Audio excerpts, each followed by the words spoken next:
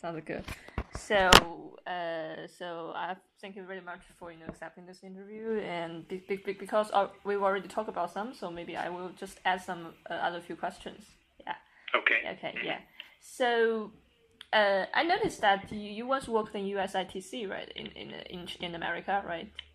Yes, And I was. yes, and Yep. so from history, there are many also serious trade disputes between the U.S. and China, back in '90s and also in 2000s. So would you say this time is different?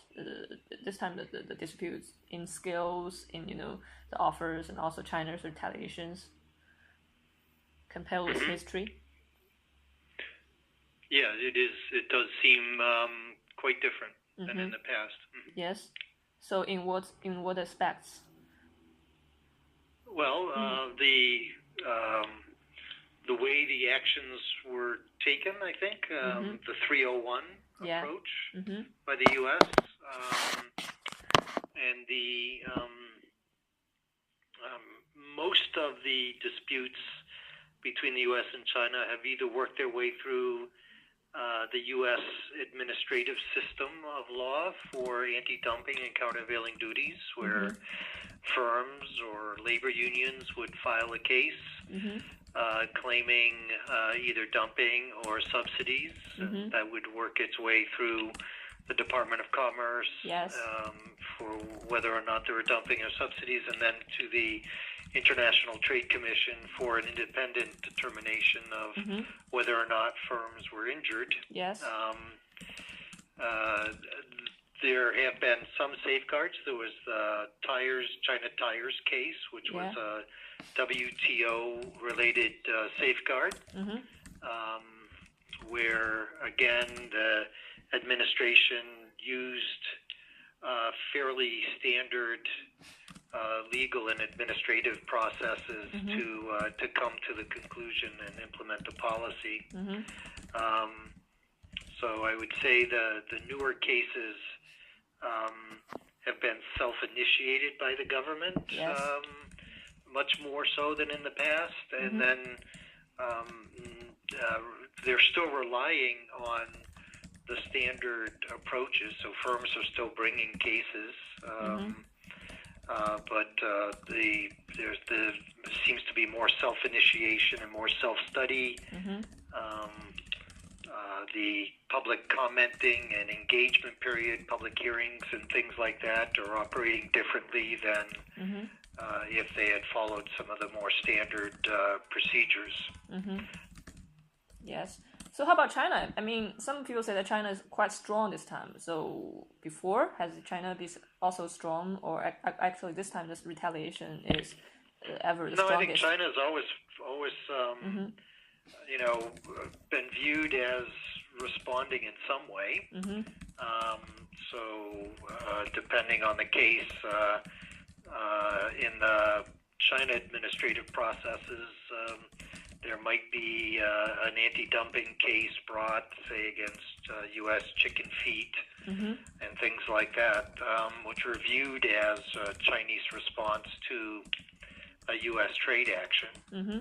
Um, and in both cases, when the U.S. or China in the past have had these disputes, they've brought them to the WTO and Mm-hmm. tried to work through Mm-hmm. the WTO processes to resolve them, and that Yes. does seem to be happening to some extent here. Yes. Um, Yes. and we think that's a good thing that they try to work through this Mm-hmm. within the existing international agreements. Mm-hmm. Yes, I also noticed that America has filed complaints against China last month, and China has also made similar complaints against the steel and aluminum tariffs. So, if they want to Hmm. solve these issues under WTO framework, usually, I mean, how long it would take and what kind of process they might undergo? Yeah, I don't want to go into the details because they're Mm-hmm. extensive, but Yes. generally you could expect it to take 2 or 3 years to work Mm-hmm. through Yes. the dispute settlement, and Mm-hmm. then it would likely be appealed Mm-hmm. by the loser. Mm-hmm. So it would take 2 or 3 years. It would take some time, Yes. but that ensures that the parties have an opportunity to make their arguments, Mm-hmm. and that the the panels have an opportunity to go through those very carefully and understand the arguments. Yes, yes. So, but can I say that because under these current circumstances, because each side, I could say, reacted very swiftly and quickly, and but if we take the WTO, it may need 2 to 3 years. So, would that be a problem? I mean, that could be, maybe Trump wants to solve these issues maybe in a few months, right? Well, members can always negotiate, and we expect that the U.S. and China will be talking about these measures and trying to find a solution. I think we would always prefer that members find ways to reach solutions before they work through any of the dispute settlement processes here. But in those cases where they can't negotiate a mutually acceptable outcome, then they'll pursue the WTO cases. Often they're going on simultaneously. That the dispute will get filed, and at the same time they're continuing to talk and negotiate. Yes, and I heard that Japan and the EU is also seeking to join the U.S. in the WTO complaint against China. So how is it going on now? Intellectual property, I believe that is the case. Yes, yeah. yes. So how is it going now? Are they doing something to faster this process? Well, they've basically indicated that they agree with the U.S. Position on this, but it's way too early to say how it's going. Okay.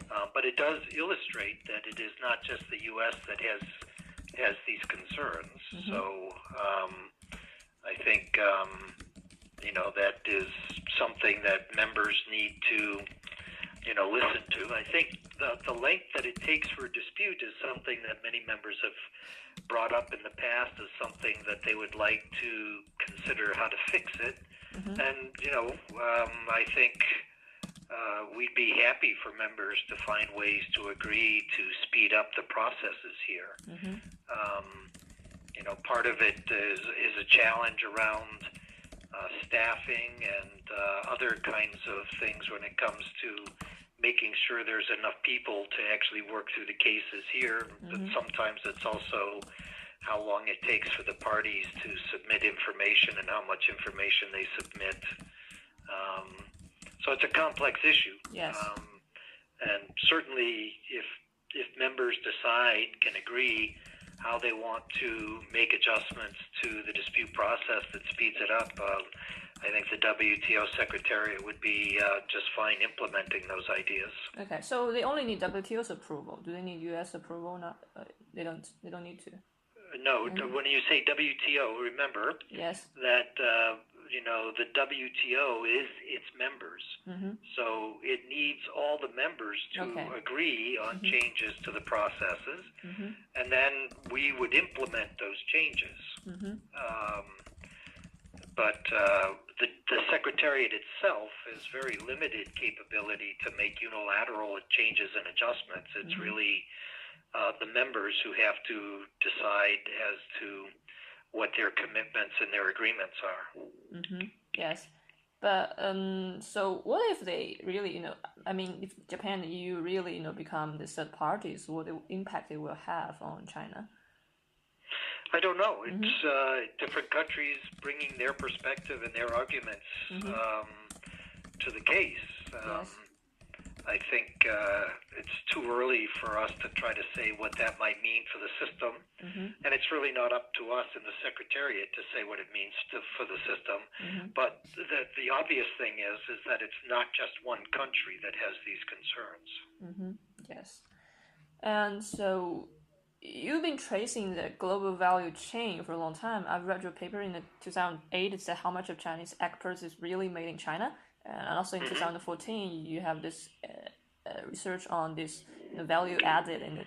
So are you still continue doing this? I mean, are there any updated findings in maybe 2017? Yeah, so there was a joint report that came out in 2017 with the World Bank, WTO, World Bank, OECD, IDE, JETRO, and the University of Industry and Business Economics Research Center on Global Value Chains, where we put out a report, and you can find that online. And we're currently working on a second report that will come out in 2019. And that'll be looking at global value chains, technology, and sort of the impacts on labor markets and other economic aspects of global value chains. So far, I mean, do you have maybe you find any figures that in your research that you find really interesting, like indeed how many actually China has shared in this value chain? I mean, is there any findings that make you surprised or? I wouldn't say make me surprised. I think it's for those of us who have worked in the area, we recognize that in many cases trade is much more complex than the bilateral trade data suggests. So China incorporates a lot of foreign content, particularly in its IT exports, its exports of IT-related products, but other products also. And when you look at the bilateral relationship between the U.S. and China and the traditional trade data, you miss the fact that a lot of the value of certain products that come from China into the U.S. actually contain a lot of U.S. value added or Japanese value added, Korean, Malaysian, Indonesia. Increasingly, when you look at Vietnamese exports to the United States, there's a lot more Chinese value added embedded in those, particularly in the textiles and apparel area. So, and it's not just the U.S.-China trade relationship; it's also a lot of the value of American imports in NAFTA, in the North America Free Trade Agreement, contain U.S. value added. Imports from Mexico to the U.S. contain a lot of U.S. and Canadian value added. In Europe, there's a lot of integrated value chains crossing European countries. So a lot of the German exports to the United States include Polish and Czech Republic value. So these are, it's very important to take a broader look at trade relations and not just rely solely on the bilateral trade data. And I've read many reports after Trump has released his tariff plans, and in China, I found that very few Chinese companies admit that they will be affected by these tariff plans. They will say that it's not a big part, and also, our industry is, all over the world, so we could actually get our products from other countries and then to America. So what do you think? I mean, I don't know if WTO has this assessment of these tariff plans will have impact on America and on China's industries. Well, I think this is something that we economists are pretty comfortable understanding, that if you put a tariff on the bilateral trade flows, it'll have an initial effect as the tariff works its way through the supply chains. But generally, firms will look for alternative, cheaper sources of supply. That's much more difficult if there is only one global supplier. But for many products, there are multiple suppliers. In addition, with modern technology, it's actually fairly easy for firms to set up new factories. I'm not saying it's costless, but if they'll often make a decision to move a factory if they think over 4 or 5 years they'll save enough money to pay for the factory. So it'd be very easy for, I think, both U.S., I should say, it won't be easy. The firms will experience immediate pain, and that's uncomfortable, both in China and the U.S. Yes. But they'll eventually adjust their supply chains to minimize the impact. But there could be a period of 2 to 5 months where firms are having difficulty adjusting their supply chains or their export markets. And for some firms, that can make the difference between being profitable and unprofitable, and if unprofitable, potentially going out of business.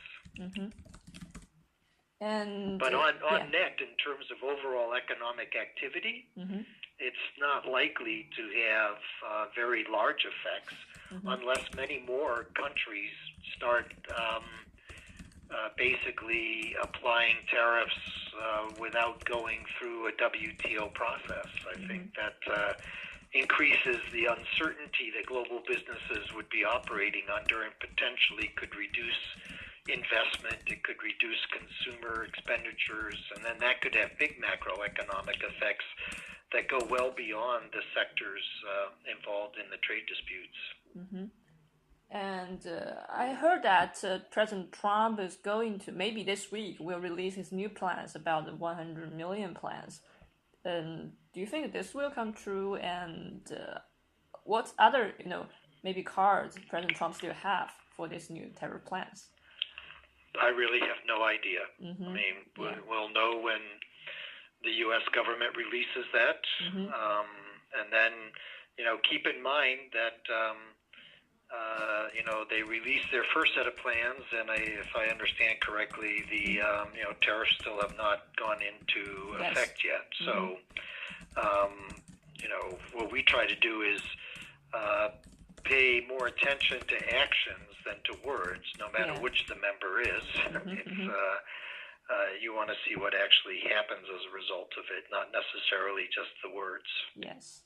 So talking about words, and some people said that the policy, the remarks made by President Xi in the blowout has actually gone over the promises they made to WTO. So what do you think about this? Do you think it's... Well, again, if they are going to cut tariffs on automobiles below their binding rate, the current rate at the WTO, and that's a unilateral liberalization effort, and I think that's, we encourage that. Eventually, what we would like to see for those kinds of actions is that they actually get bound at the WTO in a new round of negotiations so that we continue to lower trade costs as much as possible. How about his other words? So because that one tell me that actually every promises is gone over the promises made to WTO. I'm not sure it's true or not. Yeah, this is hard for me to say. Just like with the U.S., I think any kind of action there, we wait to see what actually gets implemented as opposed to just the words. Yeah. It's probably a more positive thing for member countries. It reduces, maybe raises hopes when the words are positive about lowering trade costs compared to when the words are about raising trade costs. But in the end, one has to sit down and wait to see what actually happens. Yes. So overall, because there are disputes about whether China, in action, not words, if China has ever lived up to its WTO promises. So far, I know you must understand answer these questions before, but so far, just in talking about actions, does China live up to its WTO promises? The WTO Secretariat doesn't make those assessments.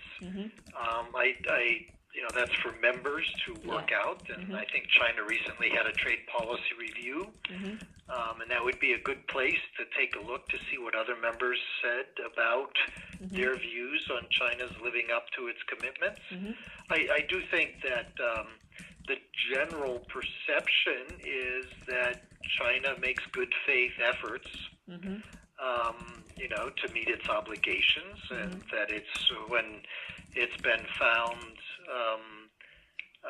to be in violation of its obligations in a dispute, that it has been a relatively good citizen about taking action to make those changes. I think it's not for us to say whether or not they're living up to their obligations. It's up to other WTO members to make that kind of assessment. And that way the WTO Secretariat is quite different than, say, the IMF Secretariat that does assessments. The IMF staff will do country assessments. We don't do country assessments here. Other they self-assess each other here, and we facilitate their efforts at doing that. So in WTO now, does China and America they have direct communications on the current issues? I don't know. You don't know. Okay. They don't have to. They don't have to tell us. Uh-huh. I see them walking the halls. I see them in the same meetings, and maybe I don't know what they're doing behind the outside of the building, but I think they're both going about their business here in Geneva, like they normally do, and that would normally involve exchanging information with one another. Yes. And President Trump these days just said that he's considering back to TPP after he's talking with some farmers from his states. So what do you think about it? We generally are positive about members deepening integration and finding ways to lower trade costs. And we think that things like regional trade agreements can be a good source of experimentation to try to deal with issues that may not be currently covered by WTO obligations. Just like China and its opening up process did a bunch of experimentation in certain cities and regions. So, if the U.S. wants to engage in rejoining the TPP, we would not have an opinion one way or the other, but generally think that members taking on those kinds of commitments and obligations can help advance the multilateral trading system. Yeah, but President Trump made this, announcement when he's, talking with his farmers. So what specifically will help the American farms in this time's dispute by back to TPP? I'm sorry, I didn't understand that question. I mean, President Trump made this announcement when he's, meeting farmers, right? And so will be America back to TPP will help American farmers under the current circumstance? Well, my understanding is that they would indeed benefit from tariff concessions made by other members in TPP because the U.S. withdrew from it. Right now, those members aren't getting those benefits, but other TPP 11 members either are or will soon get those tariff concessions. And so if they did rejoin and did get those tariff concessions, I think it would help lower their costs of exporting to other TPP members. Yes. Okay. So on the current world, there are many regional agreements, and I found that this year, America also, like Hazer, also his new president trade policy issues has focused a lot on the WTO reforms. And what do you think about his submissions, and what is WTO's next step to make it maybe more efficient and more organizations? Well, no one member can make those determinations, right? Yes. So there are many members who have expressed interest in many aspects of improving how the WTO functions. In some cases, it's extending rules. In other cases, it might be in refining procedures. But what members need to do is actually engage in negotiations around those and reach agreement. And then once they do that, then those changes can take place. Yes. But no member can unilaterally make those changes. And it seems to me that for a number of years, the U.S. has complained, and other member countries have had issues or concerns around certain operating aspects of the WTO, and we encourage those members to put their positions out there and negotiate some improvements in how we function and operate. Yes. And maybe the last question is still about this current state, because last week we saw there some cooling down in this current matter, but this week we didn't see any like this, no actions taken to try to soften this disputes between these two countries. So, what is your what's your maybe anticipation, or what do you think this trade war will go in future months? I really don't know. Mm-hmm. I think from our perspective, we think that the rhetoric is probably too high, and it would be a good idea for members to try to find ways to reach solutions without getting to the point of imposing these kinds of measures on one another that have been brought up. So it's sort of a recurring theme in my comments here. What we would like to see is for members to actually negotiate and reach some sort of agreed upon solution. Mm-hmm. But I think you have talked with some people from America, I think in WTO. So what are their reactions and assessments or about President Xi's speech when you're back to Geneva? Yeah, I think I would leave it to them to tell you what their thoughts are. Yeah.